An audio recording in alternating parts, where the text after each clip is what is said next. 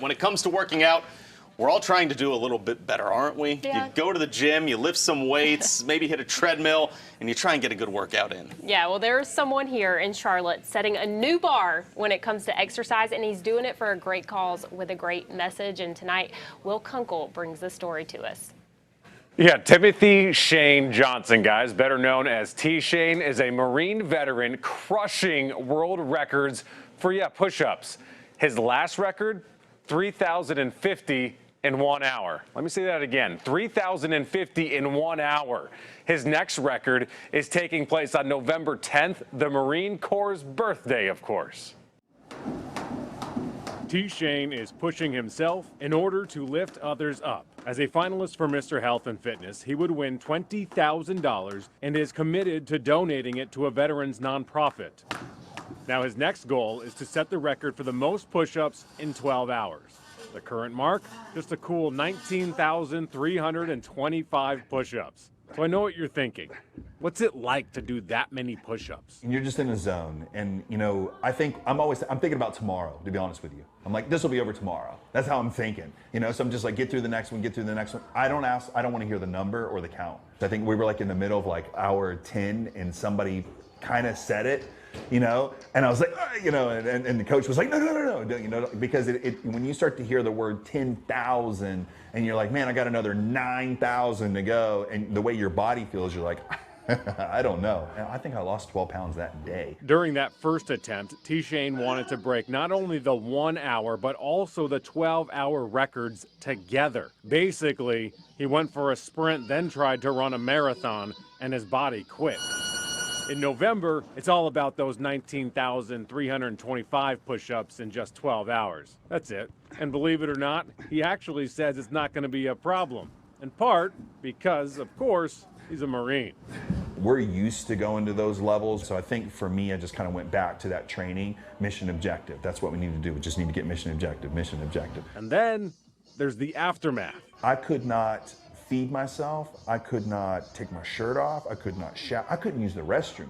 I couldn't move my hand. Like, it's crazy. Matter of fact, it is like a month and 3 weeks since that event, I think, and I still don't have the feeling in the tips of my fingers.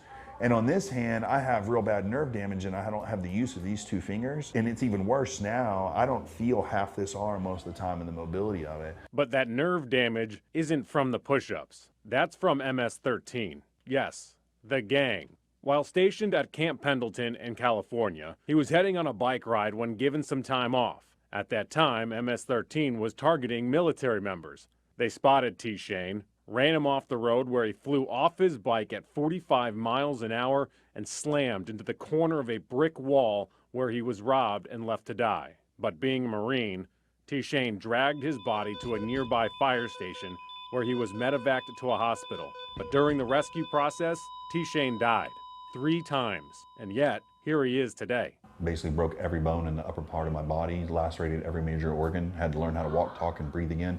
I was beaten and left for dead. During the 3rd time that he was pronounced dead, he had a rather important conversation with his creator. It's a feeling like nothing else. Imagine like the most perfect form of meditation and the feeling of knowing that everything is going to be absolutely okay. As I was on the 3rd time of flatlining, I literally saw my body. I was looking down on it. It is kind of, that part is true. And I saw the nurses and everybody working on me. God said, listen, you have 2 choices. You can give up and it's okay. It was, I am here for you if you decide this is the path that you want to take. However, there is another option where I'll allow you to take this path where you can continue to live, but you will have to share your story. And you really want to understand what that is right now. 21 years since the attack, T-Shane's story is being told. After creating and owning his own mortgage company, he lost everything during the recession in 2008 and became homeless here in Charlotte for 2 years. The lone bill he could pay was his membership to Planet Fitness. Eventually, he hopped up off the gym mat and started piecing everything in his life back together. Today, he uses his journey to help other veterans who are struggling. Doing a push-up is minimal compared to someone taking a bullet and not coming home. So I couldn't eat for a couple of days. There's guys out there that can't, go through tubes. So yeah, it was the least of my worries was whether I was sore or not. What I was concerned about is, did people pay attention to the main cause at hand and remember that there are those that have done a lot worse than this, you know? But yeah, it sucked. Yeah. T-Shane's story has led him to helping homeless veterans all across our country.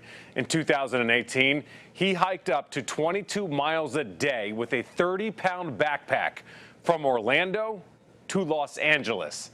That's more than 2,500 miles. Pretty impressive.